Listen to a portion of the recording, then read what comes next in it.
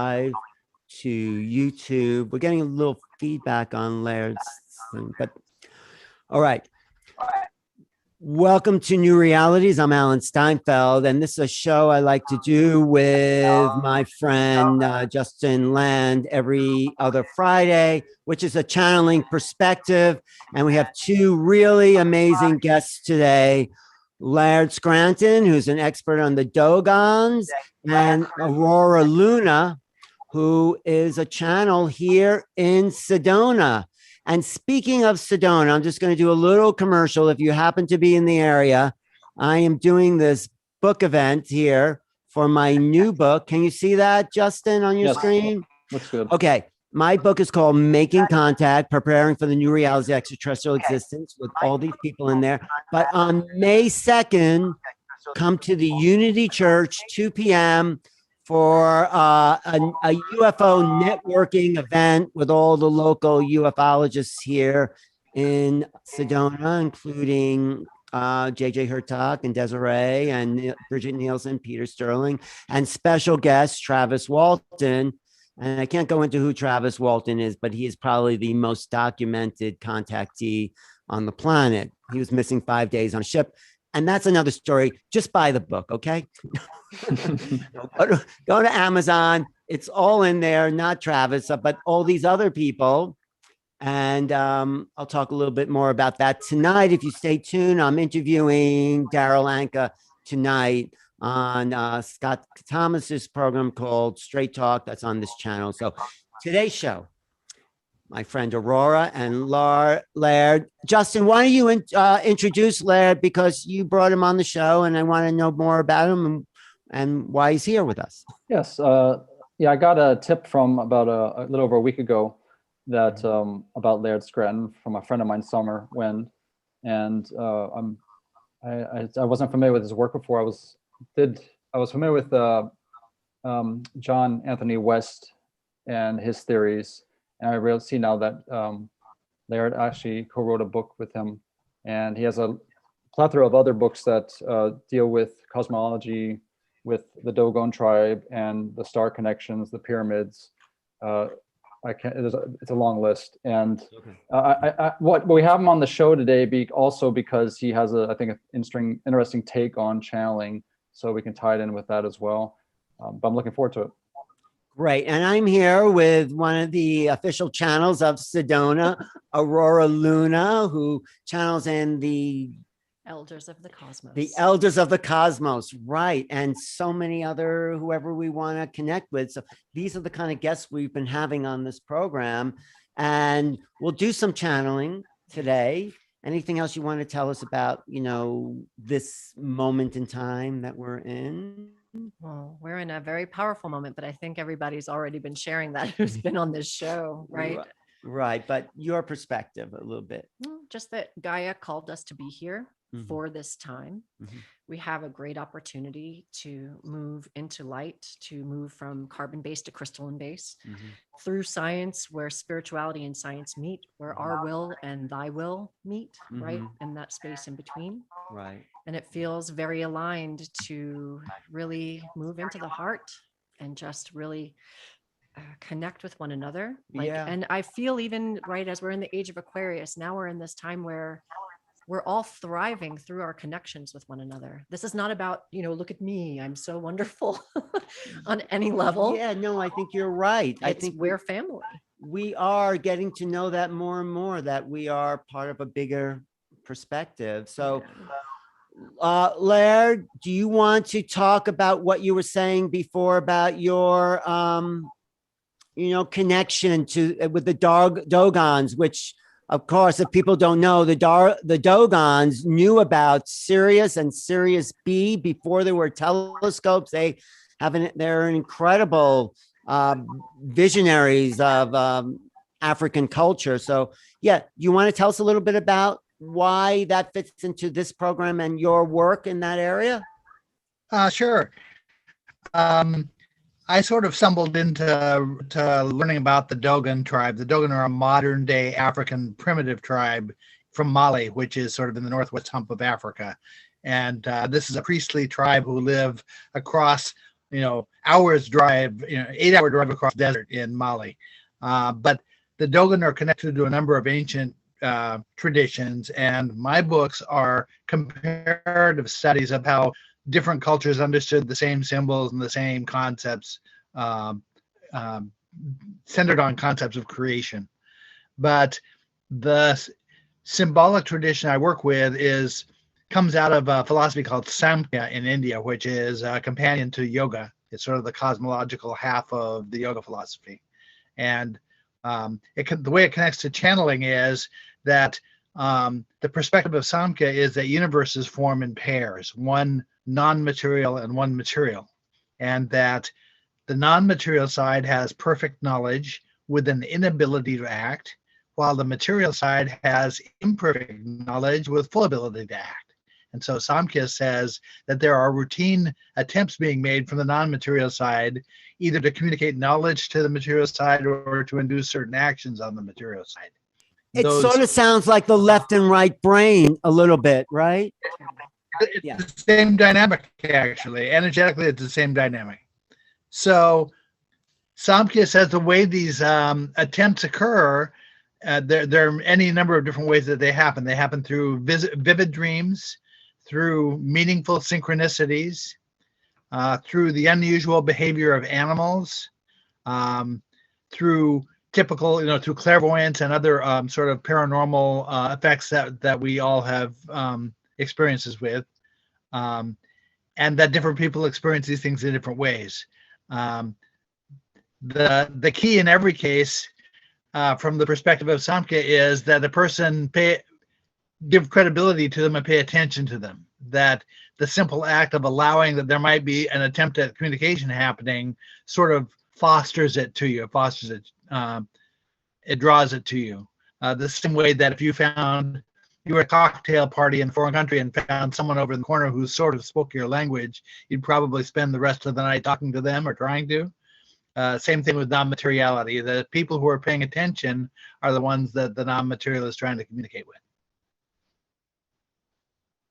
Wow, that's great. So what's then is that the connection to channeling? How does that connect in with, are they channels in the Dogon tradition?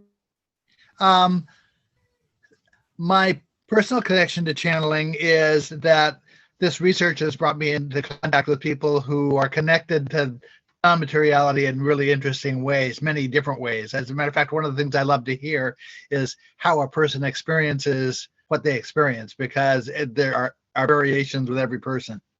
But the information that's being conveyed is very self-confirming.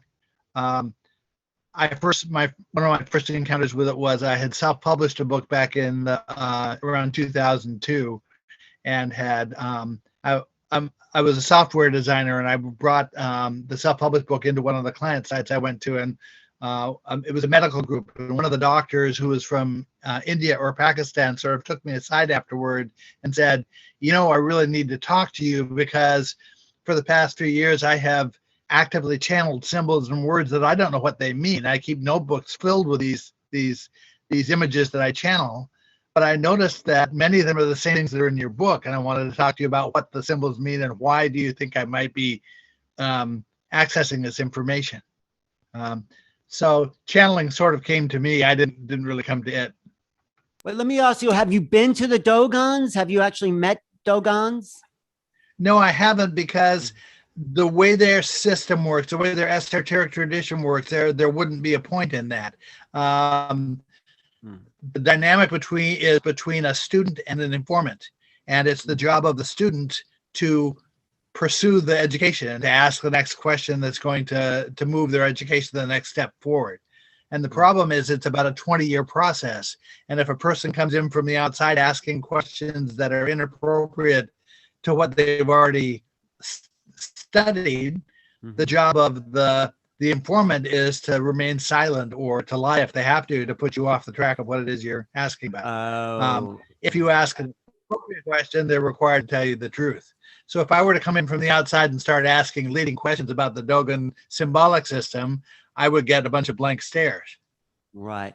But one more question, and of course, Justin, jump in anytime. And of course, if you have a question, what's the relationship to Sirius, the star Sirius? And of course, maybe we'll get some Sirian connections today, but because they're famous for their awareness of the Sirian connection. Right. They came to the public attention in 1975. Robert Temple wrote a book called The Sirius Mystery. Wow. And the focus of that book was on how is it that this primitive African tribe that has no access to technology knew pertinent facts about the star system, the binary star system of Sirius. There's a second star that sits in the glare of the bright glare of the main sun-like star. And the Dogon knew that the second star was there, and they knew the correct orbital period for the stars, and they knew some other facts about that star system that they really shouldn't know. How did they know that, and why did they focus on Sirius? They must have a connection there, and yeah, explain that. Robert Temple's take. Robert Temple wrote before the important anthropological study of the Dogon tribe had been translated into English. He only had access to a chapter or two. His take was that this was reflective of a typical science fiction alien type contact with the Earth from beings from Sirius. But when you get down into the nitty gritty of what the Dogon are talking about, and you start comparing to what other cultures and what other traditions like Buddhism and Hinduism and the Kabbalists and others are talking about, you realize that that's not really what it's about. That the Sirius stars are important from a cosmological perspective because they illustrate a dynamic of energy that holds true on all scales, from the quantum world all the way up to the scale of universes. The Dogon are trying to demonstrate parallelism in these processes so that we understand that it doesn't matter what level we're looking at things at from, that if we can understand how things work at the level we can perceive, we can infer how it has to work on levels we can't directly perceive. So okay. The Sirius stars ultimately are important to the tradition I study because the interaction of those two stars is like the interaction of virtual particles in the quantum world. All right. Wait. So Justin, go ahead. That was a very interesting point, actually. So what you're saying is, can we say that's a reflection of our rotation around the sun in some respect, having a relationship also to our solar system's relationship to Sirius in some respect, that it's like a guiding light of energy? My friend Walter Cruttenden suggested that there's a binary relationship between our sun and the major stars of Sirius that creates a grand rotation that causes the Yuga cycle. From my perspective, that doesn't really hold up to scrutiny. He's got the right idea, but the wrong mechanism. That there is a spiraling birthplace of stars that centers on the belt stars of Orion. It's called Barnard's Loop. It's part of the Orion Nebula, but it's so faint, it emits such a faint light that you can't see it with the naked eye. The Dogon know it's there. And that spiraling birthplace of stars is where the Sirius star was born from and where our sun was born from. And from my perspective, it's the influence of the rotation of that spiral that's causing the cycle that Cruttenden is talking about, not some subtle influence of gravity at 12 light years distance or whatever, 8 to 12 light years distance or whatever it is between the two stars. That's too long a distance for gravity to be holding the Sirius stars to ours. But like in the Egyptian cosmology, Sirius was I think the place of Osiris and had a big spiritual connection to those people. Is that true of the Dogons? Yes, Dogon. The cultural imperative of the Dogon is to preserve original meanings and original forms. And all of the Dogon societal structures are predictive of what was true about ancient Egypt or 3000 BC. So there's a very intimate connection between the two. Many of the Dogon words, cosmological words, are also ancient Egyptian words. So that's one of the ways that I can demonstrate that the meaning of the Dogon word hasn't changed, because I can go to an Egyptian hieroglyphic dictionary and find the exact same word with the same meaning, 5,000 years ago. Do you have a question based on your Egyptian studies? No, it was just, you just confirmed what I already feel to be true. And what I've experienced through my own downloads was that, Sirius is the original Egypt. And so it would make sense that that the symbols are the same, that the language has crossover, because they're experiencing it in its purest form without all of this outside influence from the life that we live, let's say, here in the United States. Does that make sense? The goddess Isis in Egypt is symbolic of the bright star of Sirius. But in the Egyptian myths say that Isis had a dark sister named Nephthys. So we can see based on the Egyptian myth that they were aware of the same information that the Dogon are aware of because they described it in that relationship. Right. Yeah, Justin, you had go ahead. Well, actually, another point that I heard just on the before I got on the show was that there was a theory that the Dogon believed there were 3 stars. That was not a binary. So can you maybe mention that, because there was some paper on that supposedly where there could possibly be a 3rd star, which would of course make it non-binary. Yes, there is a 3rd body in that system. I'm not sure whether astronomers have pinned down whether it's a 3rd star or a large planet. I'm friendly with people who've conducted the studies of the exosolar systems. A gentleman who led the a gentleman who led the Berkeley's search for Earth-like planets has been an acquaintance of mine for a number of years, and he says that the consensus opinion of those astronomers is that gas giant planets form first after a star is born, like within the first 10 million years. And then in the next 10 million years, the Earth-like planets form, the more solid planets form. So it could be that there's a large gas giant. That's typical of these exosolar systems, is that they find large gas giants orbiting sometimes very close to the stars. That sort of complicates the dynamic. The relevance of that was that the Nomos supposedly came from this 3rd star, a planet surrounding this other star. Have you heard that theory before, or that the Dogon to speak of that? That came out of Robert Temple's book, and my feeling is that when you get down to the foundations of what the Dogon are talking about and what you can confirm from the perspectives of other cultures, that's not really what they're trying to say. They're not really talking about the influence of aliens from that star system. Oh, really? That's sort of the knee-jerk answer to why the stars are important, but not the actual answer from my perspective. Interesting.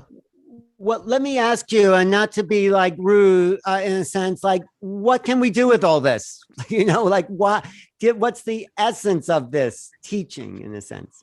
Okay, the Dogons say that their teachers, starting maybe 11,000 years ago, had 2 goals in mind for humanity. The first was they hoped to make us aware of our actual position in relation to the larger processes of creation. I think the idea was that if we had a clear view of where we stand in the continuum of the whole picture, the big picture, that we would be more likely to make good choices for ourselves and good choices for our futures than if we didn't know that. The second thing is that they wanted to try to foster in us a facility for what they call discriminating knowledge. Now, discriminating knowledge is basically the ability to draw an intelligent inference from a set of facts. Facts are important and facts are powerful, but the inferences that you can draw from them, that A, B, and C are true, therefore D, E, and F must also be true. The inference has more power in the end, gives us more control than the actual facts do.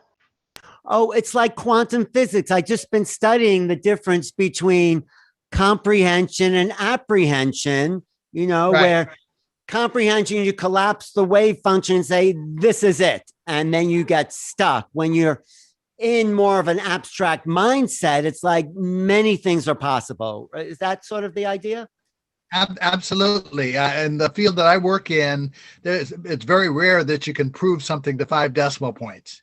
But what field is that? the field of this comparative symbology that I'm studying. Oh, okay. Yes. That more often what you're able to do is convincingly demonstrate that a thing must be true. You can't mathematically prove it, although the math should support what you infer. So, but how do we use that in our daily lives? I mean, how can we apply that?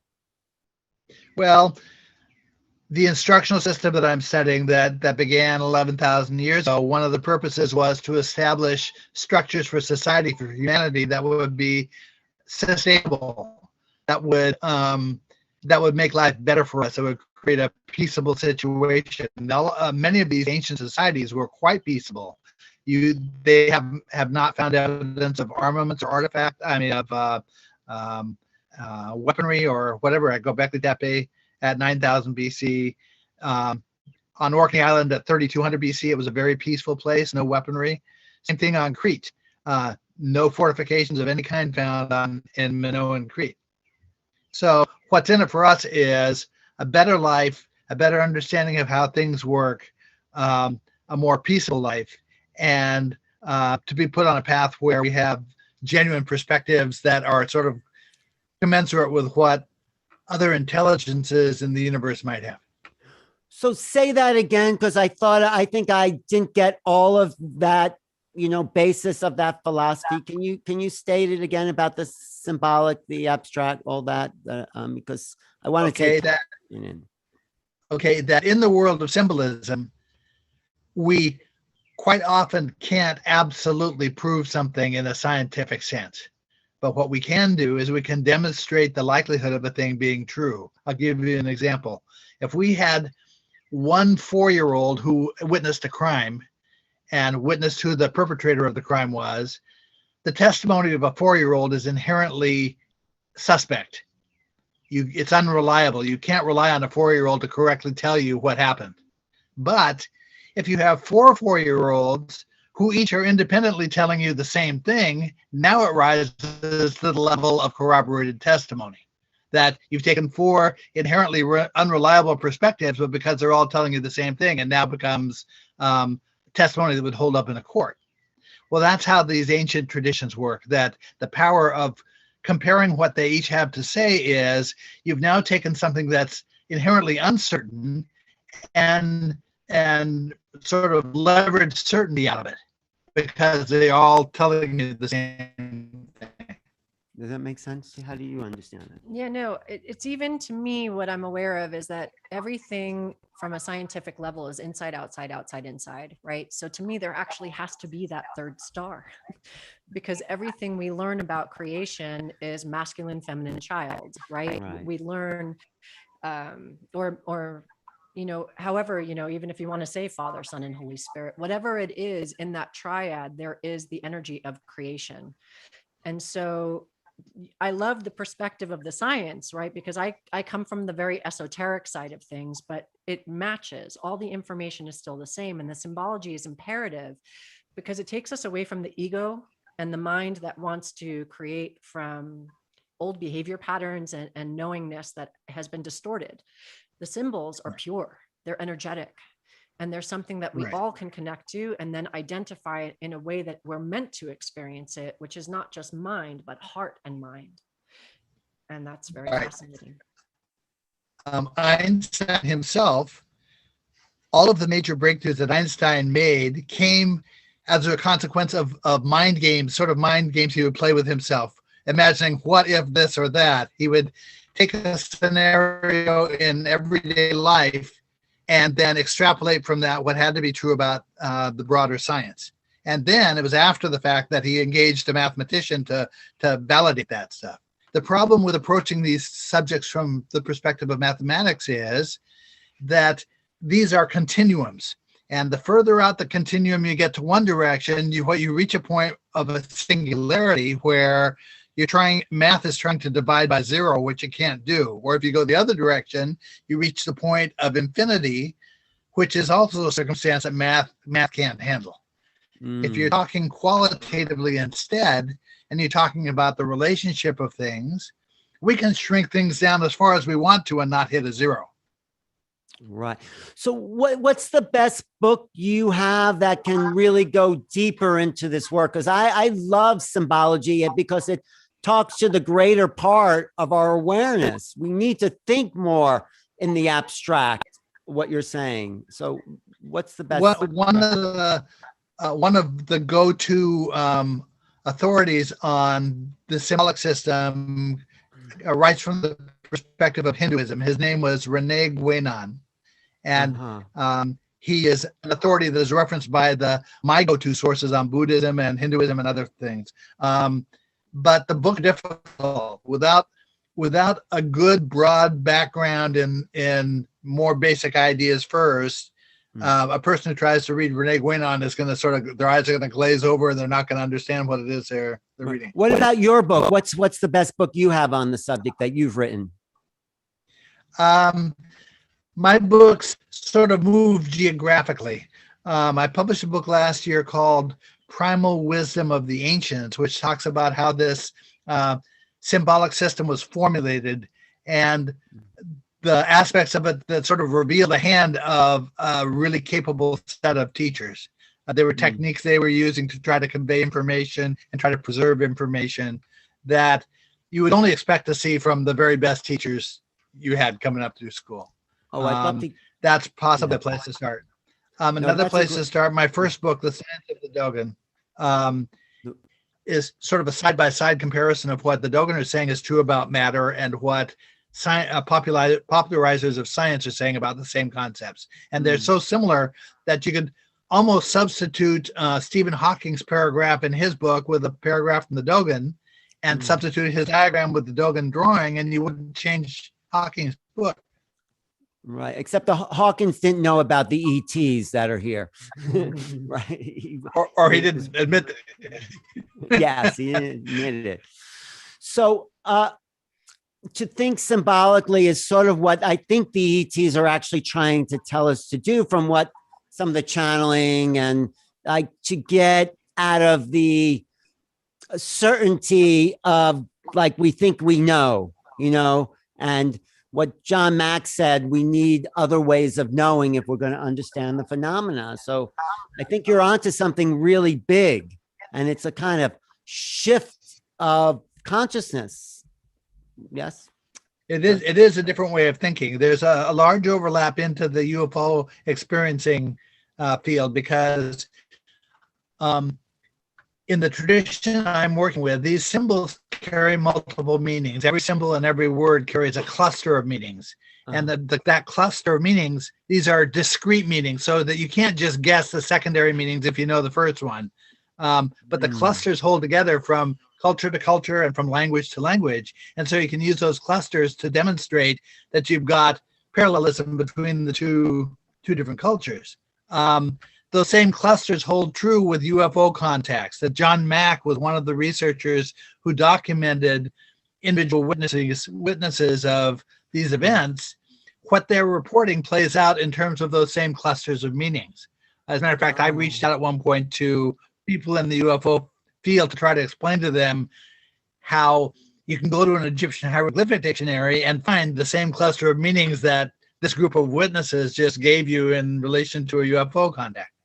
So clusters of meaning, that is really interesting. Instead of saying, this is what it is, we need to look at the associations of all of it, right? Is that what you... Right. Now, a really good example that's intuitive is the idea of white light shining through a crystal creates a spectrum of colors.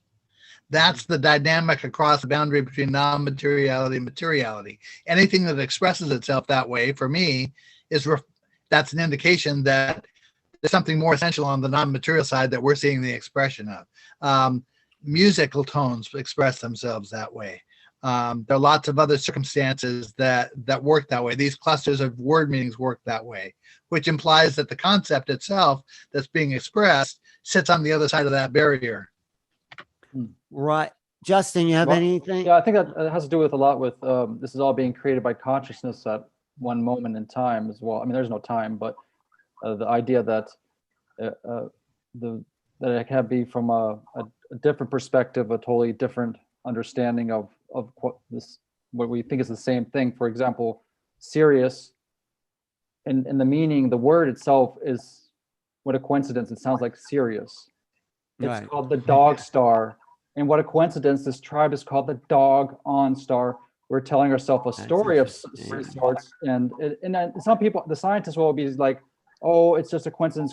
But after a while, all these little breadcrumbs that are, I think, our higher mind or like leading us, is just showing that the unity behind all things, and that we're having like a wonderful talk with ourselves through many different filters. And but I know that drives some people a bit crazy, because they I don't know, what's your feeling about that? You seem like a very open person. That's why I'm putting this somewhat crazy idea out there. Well, it's not a crazy idea. Resemblances are where understanding of this starts from. That someone notices what they see as a resemblance between two things and has the initiative to explore that and see if it really ties out, if there's a way to anchor that connection between the two things. And sometimes there is, and sometimes there isn't. I was taught by my science teachers that when you're exploring a question and you bump up against the third coincidence, it's time to consider whether something beyond coincidences is going on. So part of my problem with the scientific mindset, especially the skeptical mindset, is that it so often seems willing to tolerate endless coincidences. It'll write off 100 different things as coincidence. Right. When you bump up against the third one, it's time for a reasonable person to question, could there be something else going on here besides coincidence? Right. The other thing I think you said that's really important is clusters of meaning get closer to the truth of what things are, as opposed to, is this it? Like I've been thinking about trees, and if you call something a tree, you think you know what it is. But if you don't call it that, it gives you the space to actually meet this other being on a whole other level. Is that what you mean? This is the parable of the blind man and the elephant, the seven blind men. Right. Each one examines a part of the elephant and arrives at the conclusion of what the elephant's like. One thinks it's like a tree. One thinks it's like a rope. One thinks it's like a wall. And without taking into account all the varied perspectives on what an elephant is, you can't get a correct understanding of what it is. And so that's partly what these clusters are about, is looking at a concept from different perspectives and getting really a three-dimensional picture of what it is. Well, it's also part of what reality is. You can't say reality is this, because then you're wrong. We need to have, so the elephant is reality. There's an elephant in the room, but we don't know what it is if we keep defining it, right? So it's like, I like this line of reasoning, and I think we get closer to truth because everyone's looking for the truth, but there is no the truth, which sort of brings me back to my book just momentarily, is that I got a lot of different perspectives from UFO experts because no one has the truth about what's really going on. So these clusters of meanings or viewpoints, I think we can arrive. I'm going to put that in my new introduction to the book, but thank you for that. So. Well, there's a very famous UFO case that was witnessed by multiple witnesses. It happened in New York City. A woman was sort of being levitated out of her apartment building window into a UFO. And there were multiple highly credible witnesses, high-level governmental officials who witnessed this abduction. As a matter of fact, there's a question as whether it was staged for their benefit. But each one of them was interviewed by psychiatrists independently of each other. And several weeks after the event, they all started remembering a particular episode from it. They remembered seeing the woman who was abducted standing in her nightgown on a beach alongside the river in New York, holding a dead fish. Wow. They didn't know why that was or what it meant. Well, in the Egyptian hieroglyphic language, the word that means dead fish also refers to the part of the story to be remembered. So this is the way the clusters play out. I'll give you other examples. There's a famous UFO case where a woman steps out on her porch and sees 3 gray aliens who don't know she's there at first. And suddenly they notice her and then they turn to leave, But when they leave, she doesn't see 3 gray aliens leave. She sees 3 deer leave. Mm. The ancient Egyptian word that means to depart in haste also is the word that means deer. Oh, So interesting. there's a kind of psychic translation going on here where the events that the witness is witnessing, the emotions they're feeling, the thoughts that come into their head, the words that come into their mind, and so forth, are sort of translated versions of the action or emotion that the alien entity is taking part in. It comes down to things like motions of UFOs. When it moves up, it's a certain color. When it moves away, it's another color. These are clusters of meanings that exist in the Egyptian hieroglyphic language. I can go there. The same clusters play out in vivid dreams.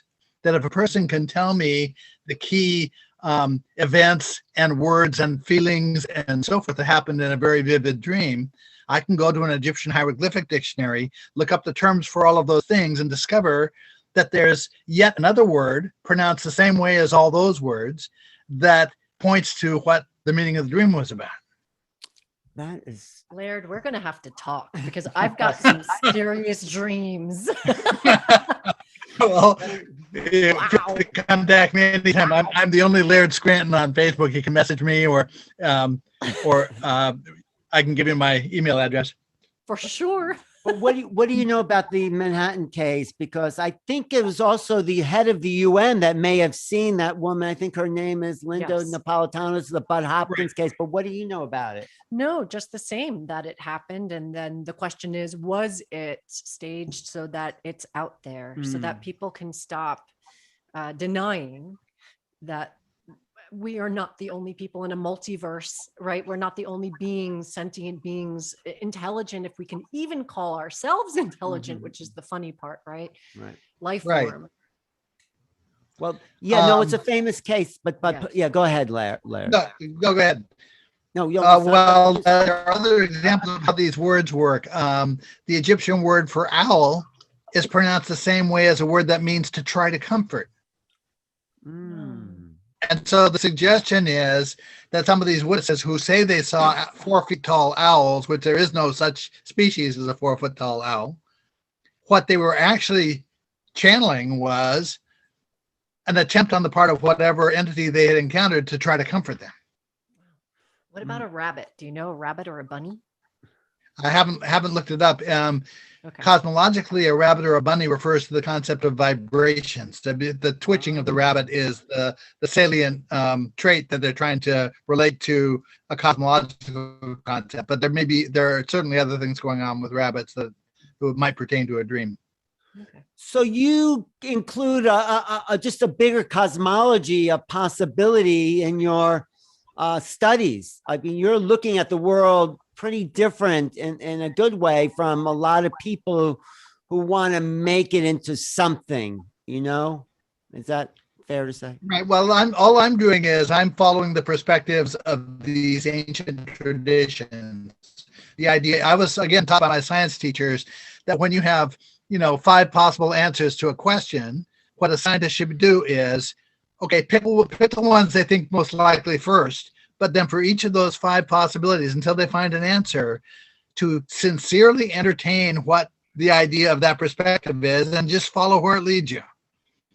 And that's all I've been doing with the symbolism. I say, I go to the culture that makes a statement about a particular symbol. They say, for us, this symbol means blah, blah. And then I go to the other traditions and I say, does that interpretation hold up in terms of how the other cultures saw that same symbol? And that process has sort of led me to look at things this way. Do you know the German philosopher Ernst, I think, Cassirer, the whole Western symbology thing, I think his name? I mean, I think that's what it's I'm called. not real familiar. I've heard the name, but I haven't studied it. Very intelligent, very spiritually based, even for the, early 1900s. So yeah, I think you're really onto something. And I think it is a shift in science, in thinking, in understanding reality. So should we go into some more abstract? Oh, go ahead. What were you going to say, Laird? I was going to talk about channeling. Okay. Oh, yeah. One of the first things a person in my field of study learns is that there are things going on we can't explain. Now, for me personally, I've always had the ability to vividly dream. I can usually recall details of dreams. When I'm in the dream, I can make a point of sort of flagging a thing to be remembered after I wake up. A lot of people completely forget the dreams. Very often I completely forget the dreams. But that's the closest I come to what I would call channeling. It's also transparent for me that it's as if it didn't exist. But early in my process, I had some very objective situations happen that were witnessed by other people that I couldn't look past. I couldn't go beyond. Without allowing that there were things going on that were just weirder than what I was capable of explaining. Well, like what? Can you give us examples? Early on, there was a book I needed to find. I wanted to find. I was following Robert Temple's. Okay, in Robert Temple's book, The Serious Mystery, I was using his bibliography as sort of a doorway into works that I should look into. And one of the books that he had listed that I desperately wanted to find was called Ancient Near Eastern Texts Relating to the Old Testament. This is a compilation of all the papyruses and so forth that they had found that pertain to the Old Testament. So this was back in the late 90s, before you could go online and search for out-of-print books. And so I had exhausted every local source I had, all the used bookstores, all the new bookstores. I had even gone to the Vassar College library. I am a graduate of Vassar College. My wife and I and our kids are. Thought maybe their interlibrary loan service could get the book for me, but in the end they couldn't. So finally, I resignedly came and told my wife, well, it looks like I'm not going to be able to get that book I'm looking for. So a couple of days later, a box turned up on our back doorstep. My wife had an aging cousin who was living in Queens, New York, in a small apartment. And every so often he would reach sort of critical mass of his possessions in the apartment, and he would toss a bunch of random crap into a box and tape it up and mail it off to some relative. Well, in that box was my book. Isn't that's incredible? And he had no idea I was interested in the subject. When we asked him afterwards, he couldn't even remember having had the book. So that's your intention, right? You manifested it because you wanted that. Yeah. Well, basically, I had to admit at that point that there was stuff going on, that I needed to allow that there was stuff going on. That's as far as I could quantify it. Since that time, I have lost count of the number of different kinds of experiences I've had that are as sort of earth-shaking as that one, but as undeniable as that one. Oftentimes, I encounter people who are far more connected non-materially than I am, but who are channeling information that they don't completely understand. And so contact me and say, can you explain to me what this means? At one point, when I realized I had UFO related information, I wanted to reach out to UFO researchers just to pass the information along.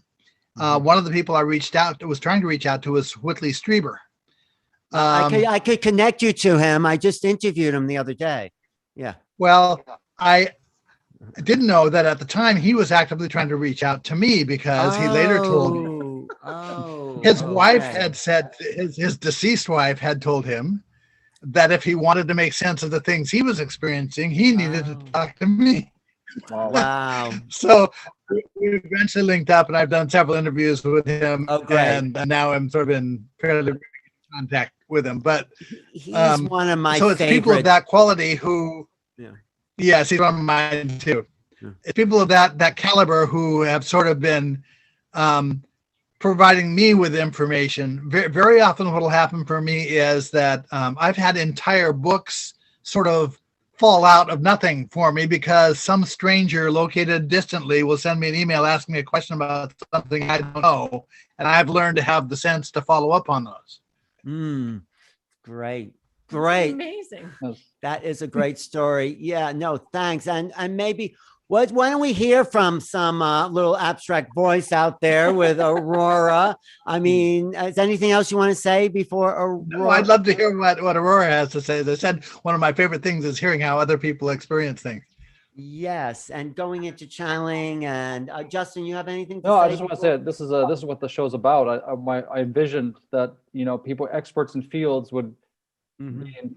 get in contact with channelers, and channelers would channel the information that maybe they've been looking for. They haven't been able to find a library, Laird, but maybe you could find an answer to something you've been searching for, and this channel material.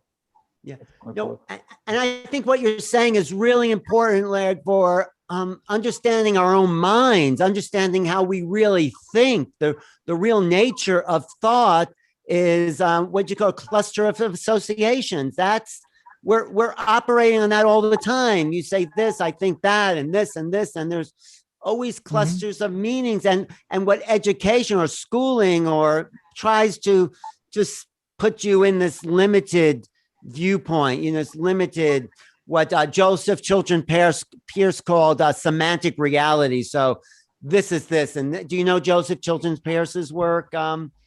Yeah, I'm peripherally familiar. I haven't really studied it closely, but I He's know great. of The it. crack in the cosmic egg is all about opening up that bigger mindset. So anyway, I really love what you're saying, and we're going to dive into the abstract. So Aurora, come take center stage here and just tell us how you do what you do.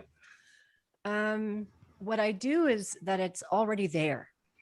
So there's no, I could speak light language all day long, every day, for every sentence that I speak. I could sing it, I could channel it. It's constant. And it's an awareness that we have. We are a symphony of energy that we are constantly singing out into the universe, and the universe is constant, or multiverse, and that energy is constantly coming back to us.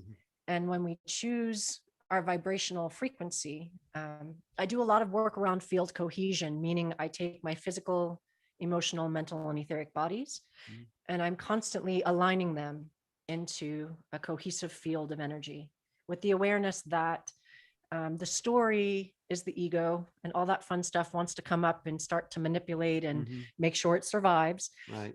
I'm working on the integration of that, right? It's like left, right, and bringing that together into one cohesive field. So when I feel that alignment come in, it's really an opening of the heart space. The channel is, again, always flowing, our connection to source, or whatever you want to call it, it's always there. Right. So the second that I choose to turn that on, like I said to you earlier, when I just mention them, elders of the cosmos, they show up, right? That energy is just there. And they're your main kind of people, would you say? Well, what I would say is yes. And I'll say that it's a collective of energy that can be different at any moment in time. They've asked me not to worry if it's Mother Mary or Archangel Michael or beings from Sirius or beings from anywhere else in the cosmos. The point was to be, you know, my friend Kenji Kumara has a term, a clear and perfect channel for the power of grace. And I love that expression because it's just about the purity of the energy they want to come in, because it's always for the highest of whomever will be listening or experiencing what comes through. And it's meant to be a feeling. It's not meant to be, what does it mean? What are they trying to tell us? 9 times out of 10, what I'm doing with people energetically is activating them, right? By your vibration, because you're shifting your vibration. So you are Sure. activate. So how do you get into that state? I mean, I know it's always here, but how do you get out of the way, I guess is a better way of putting it. It's just a choice. I'm grateful that I'm at the point, like, so I'm not like Darryl. I'm not leaving my body for this process. Okay. My consciousness is present, but my ego is more integrated in with my heart, so that I can allow for a flow of energy through. And it's really that simple. Okay, let's jump in the pool. Okay. So, all right. Yeah, sure. I'm just going to take 3 deep breaths. Okay. So that I can And who are align them. these? Oh, they'll tell us who they are. Yeah, Okay. they may. They may. Okay.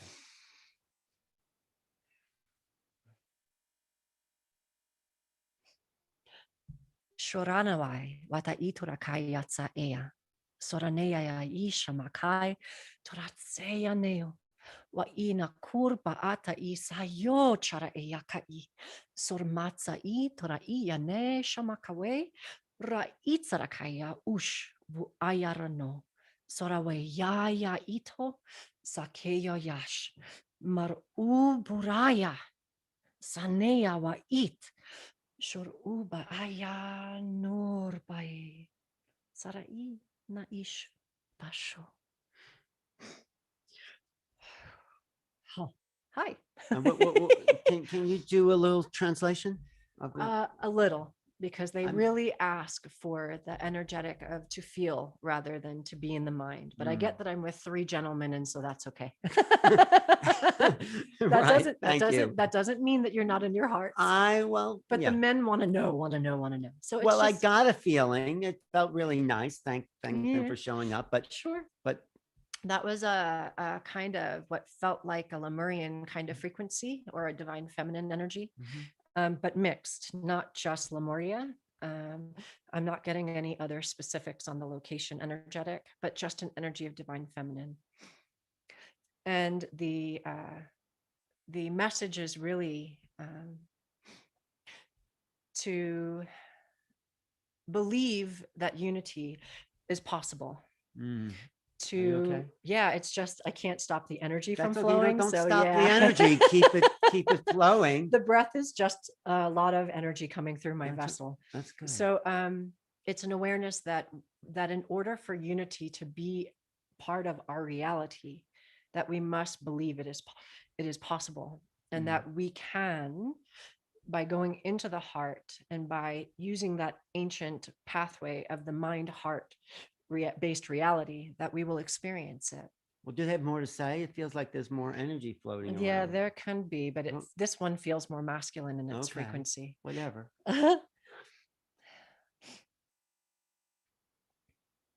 Maukchak wa itaya o ako. Ana wa e ya u. Asa uka ya e ya mo. Ma iya ta u. Aya hu ho. Yeah. That energy is very almost Maori, but before this earth. So like I would say like time before time, all of our civilizations have an inception point. So it's a very masculine and Maori type energy. Could it be related to the Dogon somehow? It very well could be. I'm not getting a no, but I'm not getting a yes. I'm getting a bridge, so that it feels like yes, there is a connection between the two, but it's not Dogon. And that's the truth. But that kind of primal, maybe. Yes, it is very primal. And that's almost their point. The answers to what we're seeking are from that space of our divine connection, where there was no having to think, but just be. It's earth, it's presence, and it's our star or light connection, the all that is connection. It's pure. There's no interference. It just is.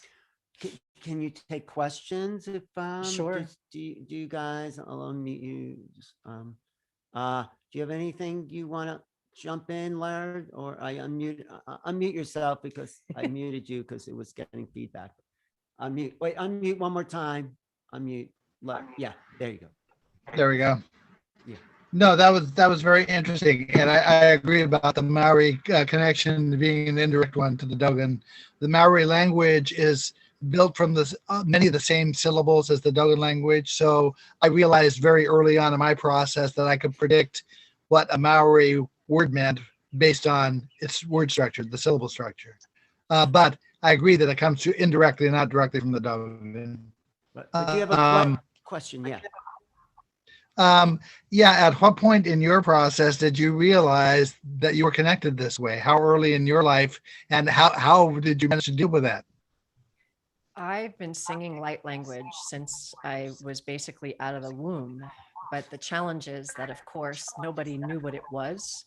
I used to be able to see interdimensionally as a child. I would be ready to go to sleep at night, and I would start to see patterns of light stream across my eyes, and I would start to see through wormholes. But again, no idea what that was. And eventually it was discouraged. It was shut down. Right. So my only outlet for alignment, completely asleep, was music. I was in choir, chamber choir, and singing, right? Back to the singing, but not with any kind of language. Funny enough, when I moved to Mount Shasta about 5 years ago, there was a woman there who was facilitating light language for a lot of people. And she could see through my coding, if you will, that that was part of my essence. And she really wanted to pull it out of me. And I was very stubborn. I was standing there like, nope, you're not going to make me do it. Because it would do something to your ego self, sense of self. I would think that that was definitely part of it. I definitely had a deep fear. And also, I didn't want someone to be responsible for it. I felt like if it was meant to come, it was just going to come. It wasn't going to be that someone had to pull it out of me. So how did you crack open?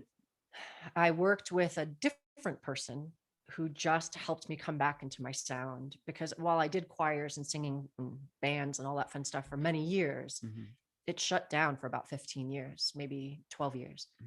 And so I got back into doing sound as intoning and working with crystal bowls and singing light language, just little bits. And then suddenly it was almost like a sieve. Like once I was willing to crack open that egg, it really wanted to come through.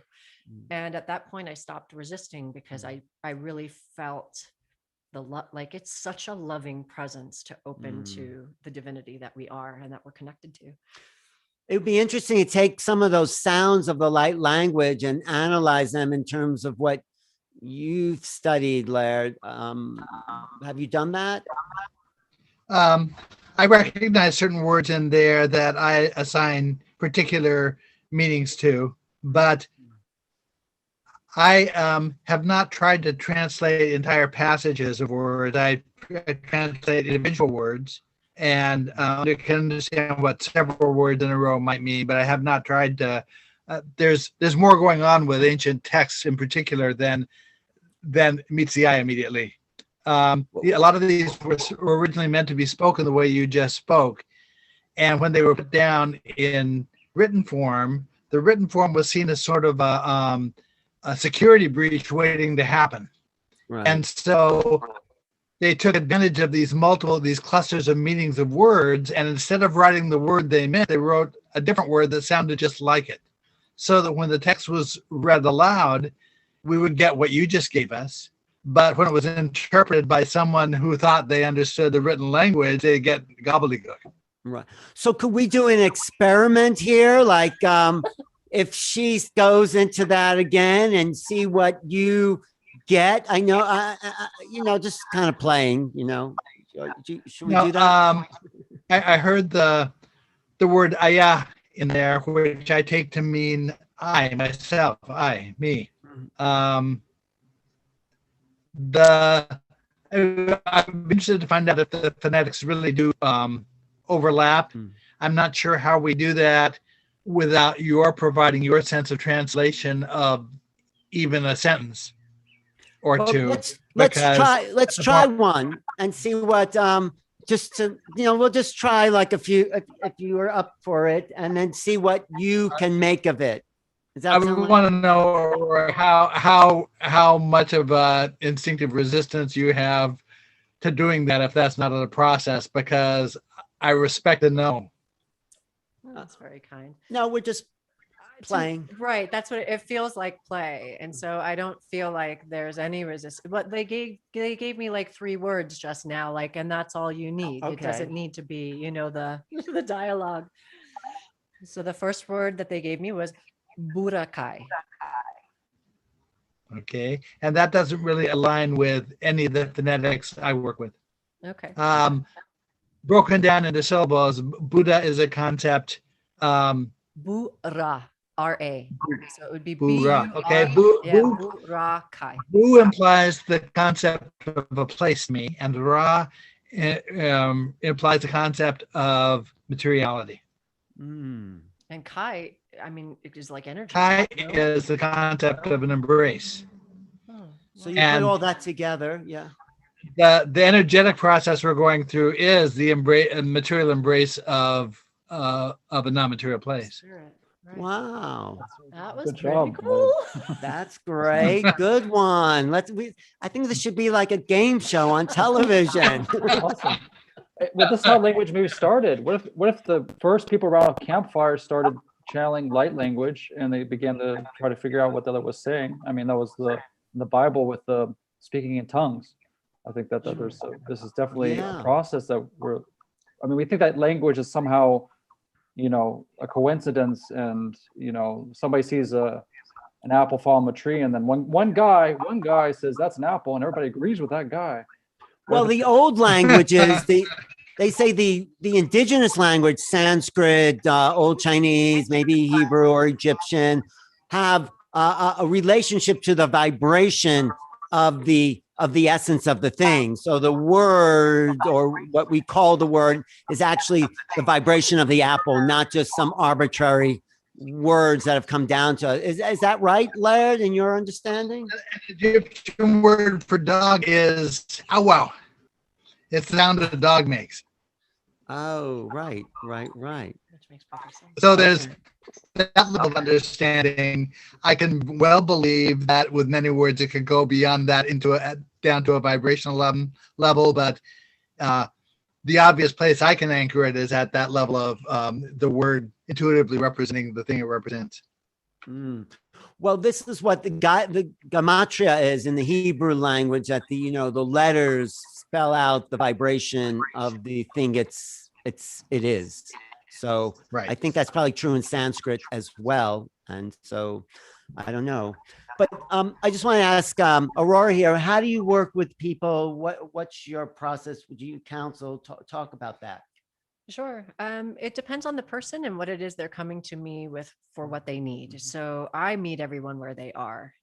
Generally, people I work with, I introduce them if they're not already aware of solfeggio frequencies and sound. What solfeggio? Explain that. Solfeggio are different vibratory sounds that are measured in hertz. And each measurement of a solfeggio frequency is kind of related to the chakra system, if you will. And it helps. I use very annoying tones. So in other words, solfeggio frequencies can be intermittent with beautiful music. I don't do that.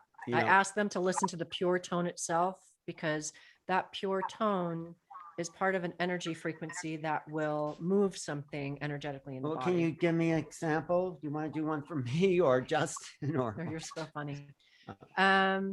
It would be with the singing bowls. Oh, okay. I mean, yes, I do. I can tone something. Well, you can. But the thing is, the dog would have to be. Oh, the dog. Let's get the dog in here. He actually. Do you want to howl? Yeah. Go ahead. Let's do so. That's talking. Do you want to howl? Yeah, this is the dog. Come here, Finn. Dog. Come here. Go ahead. Oh.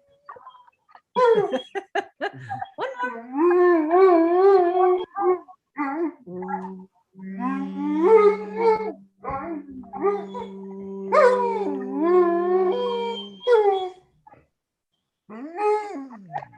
Thank you, Phineas Maximus Anubis. Yes. Well, there's a little doggone going on there. Only in Sedona. But any comments there, Justin? This is like another multi-dimensional conversation as usual, Alan. I never expect otherwise with you. The dog, that was beautiful. And I love the crystal skull too. Let's play with those crystals. That's all about communication and opening portals and telepathy. Wow.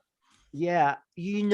I didn't think there was much to crystal skulls, but I put not this one, but Mack's up to my forehead, and I got a definite communication. It's like, boom, something came through. And there's, Einstein here in Sedona, Carolyn Ford Einstein. I did a whole crystal skull conference. It was incredible. 500 people showed up. 10. But when did you do that? When did you do the crystal skull conference? In October 10, 2010. 10. You picked it out in New York City, and where Humbotzman was there. We had these Mayan elders there. We had an Australian elder. It was quite a festival, but But Laird, what do you have to say about the original sounds of things and the development of language as it relates to some of the, like that dog was saying something. It was I don't know. Do you get something about that, Laird? I don't have a lot of insights into it. I know that the original cosmology was presented in terms of specific phonetics, and that those phonetics were the starting point for many of the different languages of the different cultures. And you can sort of see the syllable transmuted in certain cultures. You have peel representing the concept of an elephant or attributes of an elephant in some cultures. That's to feel in other cultures. In Hebrew, you have a set of 7 or 14 characters that carry dual pronunciations depending on the context and the usage, and it's these transformations of phonetics from culture. So once you realize that you have that kind of thing going on, it's easier to track concepts between cultures, because you realize even though they change a letter in the pronunciation, it's still the same reference. But I haven't done deep study. No, I was just wondering if you studied any of Noam Chomsky's work and the innate core of language that we are as human beings, and how that fits into this whole other operating systems that just humans have. Have you looked at that work? Only peripherally. I remember one study where some scientists were claiming that they could demonstrate a common grammar to language among people of different cultures. And what they did, the experiment they did was they asked these people who spoke very different languages and came from very different backgrounds in different countries to, rather than speak a sentence, to act it out. And the example they used to prove their point was that no matter what background they had, they would always phrase it, "I the coffee drink." To which I responded, when you're acting it out, you have to have the coffee before you can drink. This is physics. This isn't language. So I'm a little bit skeptical, but I allow the possibility that might well be true, that there's the way biology works, I could completely believe that there's a common basis for the foundation of language. I just haven't seen it convincingly demonstrated. Well, what about the indigenous understanding where they put the verb before the noun, like, they call themselves running bear, like it was action that was more important than the object that was acting. Does that make sense? And that differs from culture to culture. I mean, in German, I think, I can't remember who it was who described the German language as a serpent that dives under the sea and comes up on the other side with the verb in its mouth. I can confirm this. That's a mindset too, right? Yeah. That's like a way of thinking. Yes, it is. But you see all sorts of permutations in language, and so I can't really intuitively sort that or reduce that down to some common set of principles yet. Laird, can I ask you a question about German? And maybe you know this, but not when you're saying a number like 32 in German. I'm not German, but I speak German. 230. Why in the hell did Germans do that? Why is that part of the Germanic language? Because it makes little sense that the least important aspect of the number comes first. Like 990. I don't know why that would be. Concepts of language and numbers. As I said, I don't have a grasp on where that goes yet. But it affects the thinking. Yeah, it definitely affects the thinking. I think it's a very interesting circumstance. I think language does affect our thinking. Maybe that's why Germans don't have a great sense of humor. I don't know. But that's a good one. There is something to that. but I think that's what's so beautiful about light language, is because we're not saying this means this and this. It's like, it's more like a cluster, not even of meaning, but of feeling and impression, right? Yes. And right. I would say that also the purpose behind it is the awareness that anyone can translate something from their own perspective, right? It's even in quantum physics. You have a particle and a wave, and depending on who's sitting in front of it, will experience the particle or the wave. Right. That's based on them. So that's the same with everything that we're experiencing in this world. I mean, even if you go back to the disappearance of the universe and Gary Renard, right? Like there is only one of us, and we're seeing, we're experiencing just ourselves in every expression. Right. So Right. the light language really is meant to be felt and not so much defined, though I kind of really am excited about what you just did with that one word, because it really does take that broader, like it does put some heartfelt meaning into something that I may have never even thought of what the actual definition is of just that one word, which is probably why that's what I received, to give it that exact meaning. But also those syllables have multiple meanings associated with them potentially. So context comes into play in terms of how you interpret any expression. There's more than one correct interpretation of expression depending on where it's used and how it's used. Interesting. Do you want to do a little more? I mean, are you okay? You want to just we'll just do a little, maybe a little more, and then we can just do kind of come around once and comment, and we'll wrap up maybe. Okay. Okay, and especially if you can break it down into the syllables, I have a better shot at understanding what you're saying. All right. Okay. If it comes through that way. No. I can, this is the fun part. Okay. You could just ask. And it's the Council of Light. What are you calling it? The elders of the cosmos. The elders of the cosmos. Okay. I get them mixed up with the Council of Light. Yeah, well, it's all the same source, right? That's their point. Their point is that's why we're not telling you who always we they're are. not telling us. Okay. In this moment. Okay. Nu ho sa.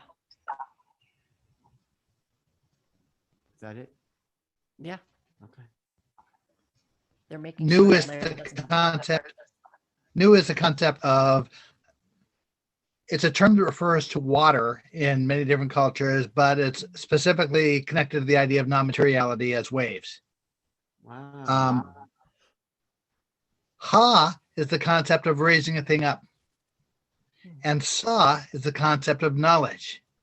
So this is the raising up. For me, this would represent the concept of the raising up of non-material knowledge. Oh, that's amazing. Wow, you guys should do a book together. Really. It's that is great. I just love that.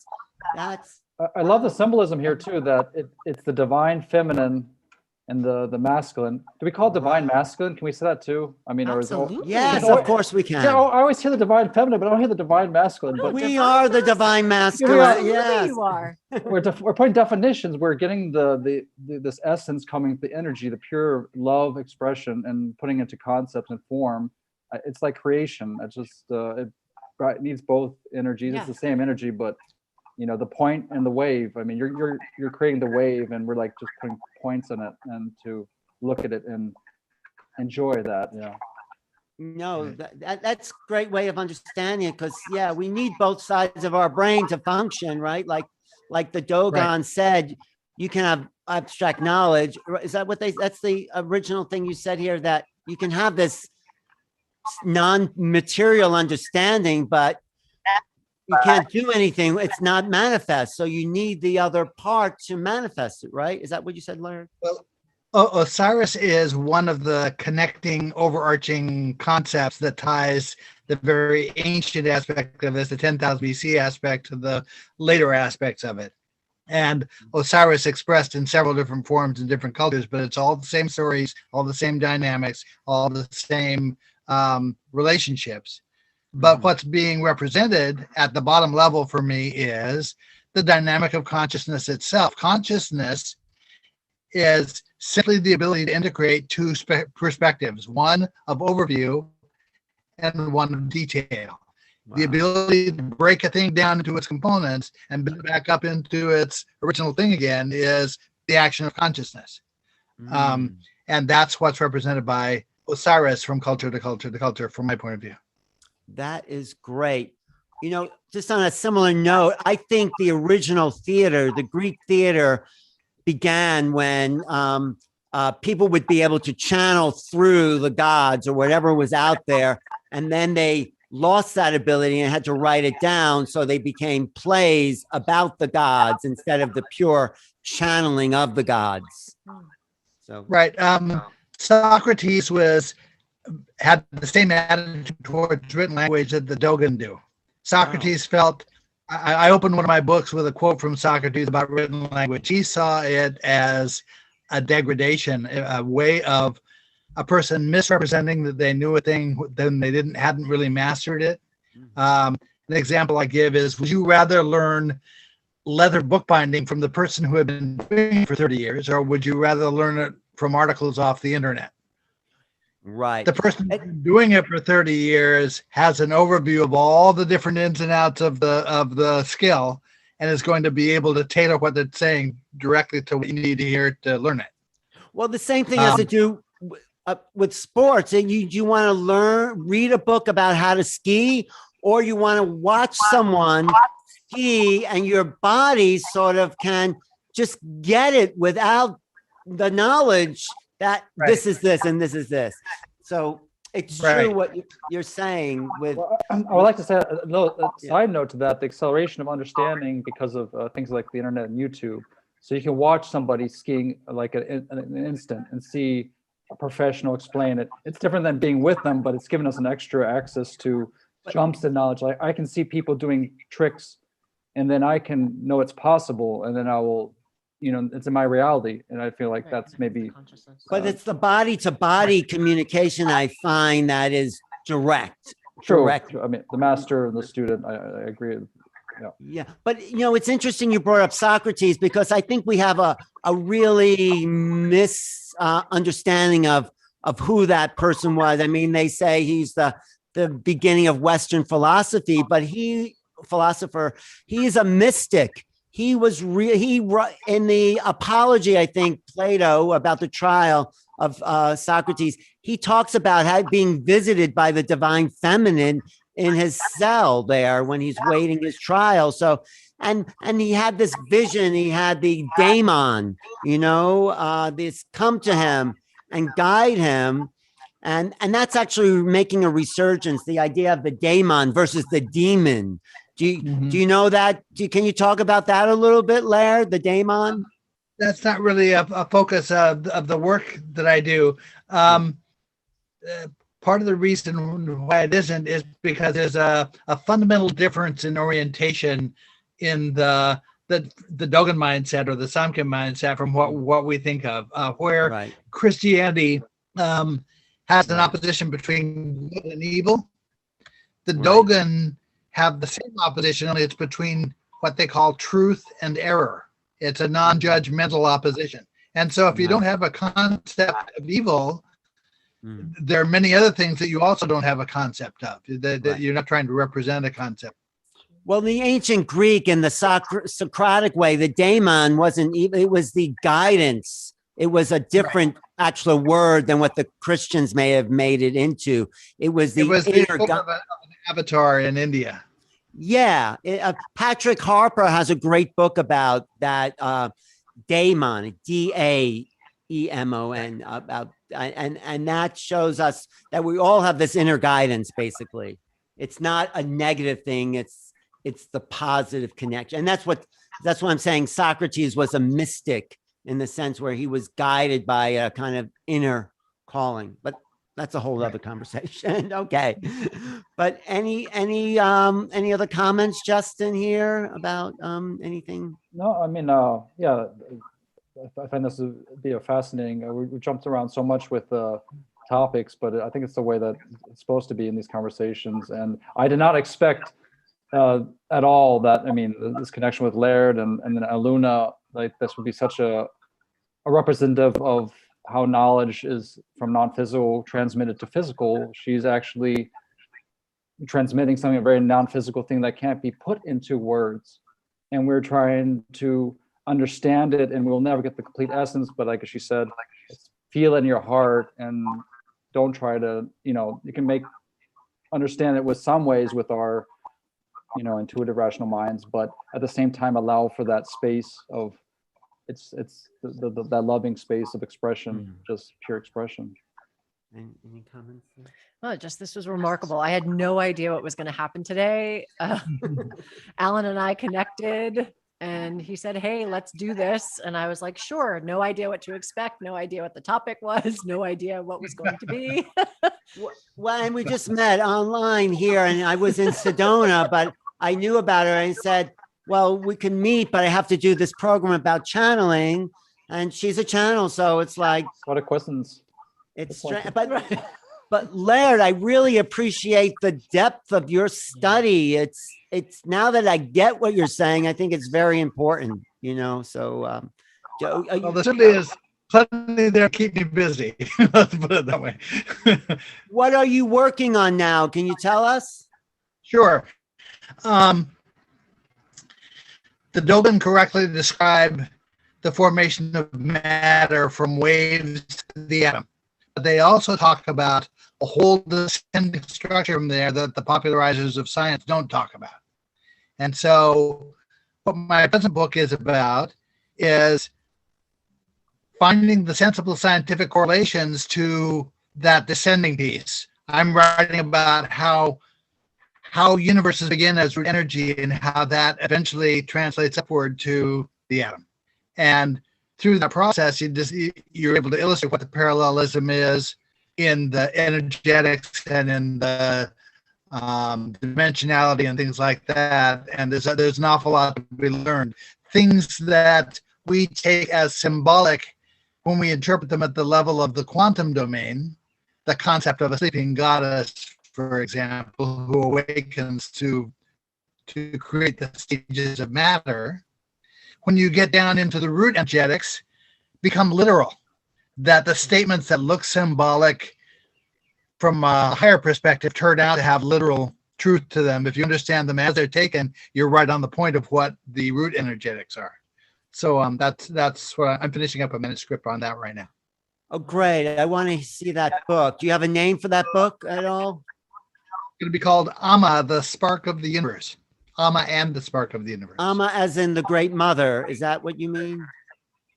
Yeah, Amma is the name of the Dogen mythological character who represents feminine non-material. Amma was the affectionate nickname that Ganesha, the Hindu elephant god, referred to his mother by, Sati Parvati. He called Amma.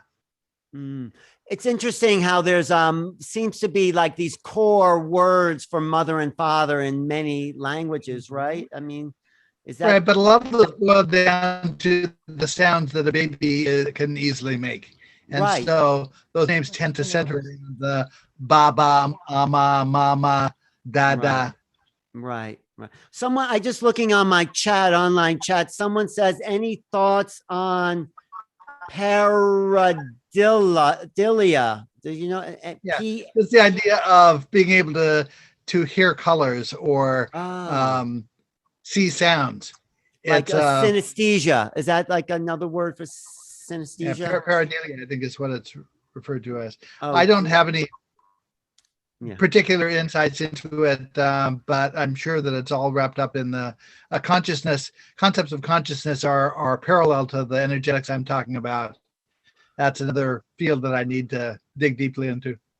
Well, I believe even when I was a child, when I was seeing those patterns, I was hearing tones. And I feel that that was completely a correlation, right? Because everything's frequency. Yeah, I think a lot of poets and musicians, was it Strieber, would be able to see the sounds. It's another word for synesthesia, where you're smelling colors and hearing light, and so yeah, I think it's a natural part of our human physiology, but we shut it down. So anyway. Right.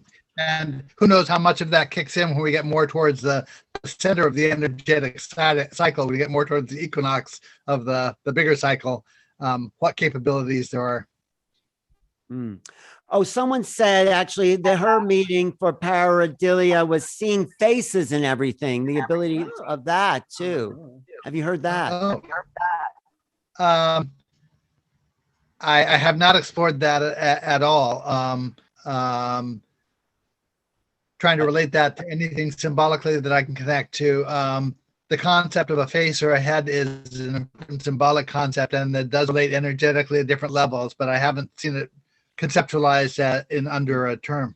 Oh, well, Yeah. I was just gonna say, if you live in Sedona, you Yeah. can see faces in just about everything. Well, face, Yeah. we're so conditioned from the time we're born to see faces that it's imprinted in the deepest part of our biology.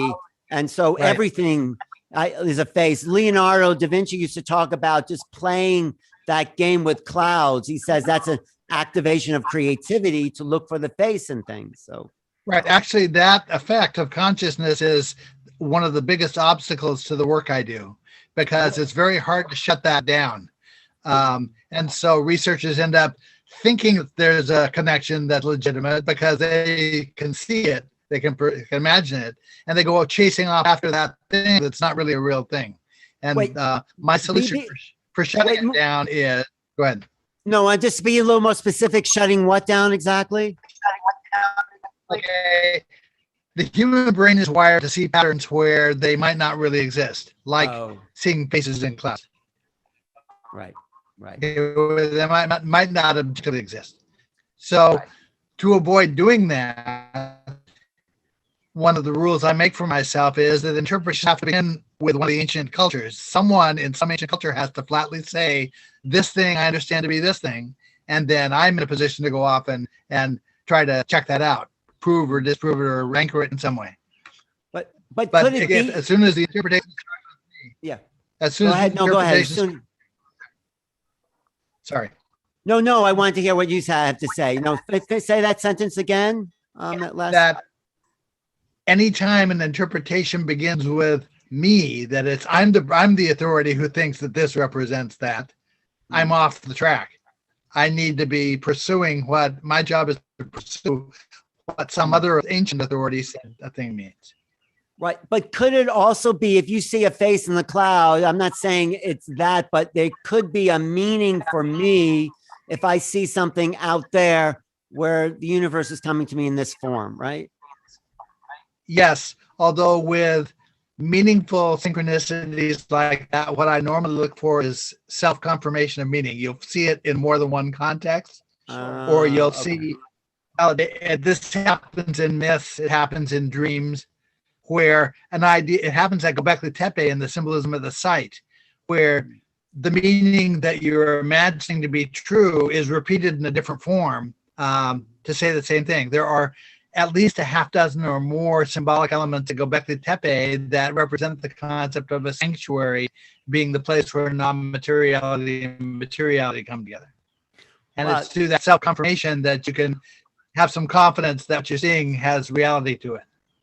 Well, you're one of the few people who could really understand the Göbekli Tepe, structures, because even Robert Schoch doesn't have that understanding as far as I know, Well, when you have an overview of what the symbolic representation of various things are, you start to recognize these things. One of the ways of representing non-materiality, one of the ancient representations of a sanctuary was the symbol of of three hemispheres. It's what we have at Göbekli Tepe in the shape of what are called the three handbag shapes. You have a circular top reconciled with a squared bottom, geometrically reconciling the shape of a circle, which is associated with non-materiality, and square, which is materiality, as another way of representing those two things coming together. The idea of an embrace, which is the arms that reach down the side of the pillar and reach around the end with the fingers, is another way of representing it. There's a figure there that looks like a parenthesis with a circle next to it. That's a representation of Sirius and the sun coming together. Sirius is an icon of non-materiality. The sun is an icon of materiality. You have another very important way of representing a concept is the idea of hugging or embracing Ganeshas, male and female Ganeshas. And you actually have on those Göbekli Tepe pillars what looks like a stylized H. But when you zoom in on it and focus more carefully on it, realize what's represented are two elephants. Wow. So you have all these different ways of the same meaning being communicated through symbols at that site. It puts you in a position to be able to say, okay, here's what someone was trying very hard to say, sanctuary with the site. Well, I'm going to come up to Albany and visit you, and we'll do a whole show on the meaning of Göbekli Tepe, because that is revolutionary. No one I know has really understood. If people don't know what that is, it's an ancient site in Turkey that was pretty recently discovered. It was seemed to have been buried for thousands of years, and now it's uncovered, and there's all these very advanced sculptural forms in the pillars there that no one knows how they were made. So we'll talk about that. Yeah. The Dogon actually preserve an altar, a carved stone altar with images of animals that are indistinguishable from those Göbekli Tepe carvings. Wow. This is no one, I don't know anyone else who's talking about this. Do you, Laird?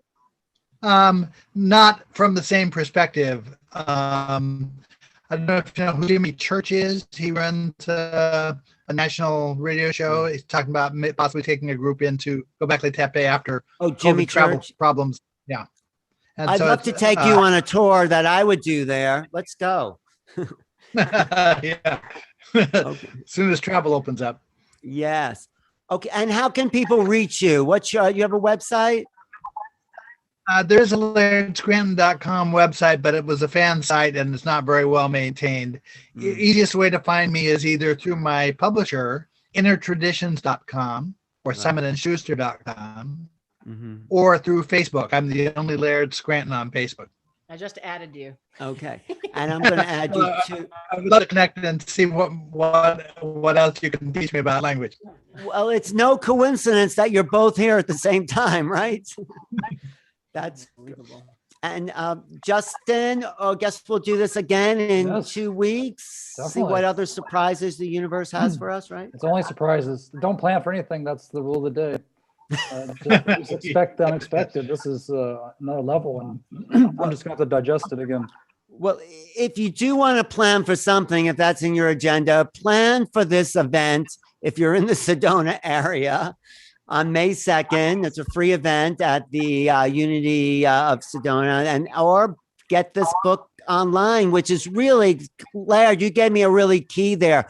This is a cluster of meaning. I didn't really know why I put all these people together, but I realized no one has the truth about the UFO situation unless we put all the blind men in the same room together and see what we come up with. Right. I agree completely. Well, thank you. Thank you. I'm here with Aurora Luna. And how can people find you? AuroraLunaStar.com. And you get private sessions? Yeah, I do private sessions. I work with people in all kinds of ways. And in fact, if you look at my website, you'll get actually a real understanding of what I do, because it's very vast. Great. Thank you for being here. Thank you. Thank you. I'm Alan Steinfeld here live in Sedona, Arizona. And Justin is somewhere on the planet. Thank you. In Germany, somebody wants to say, say hello. Okay.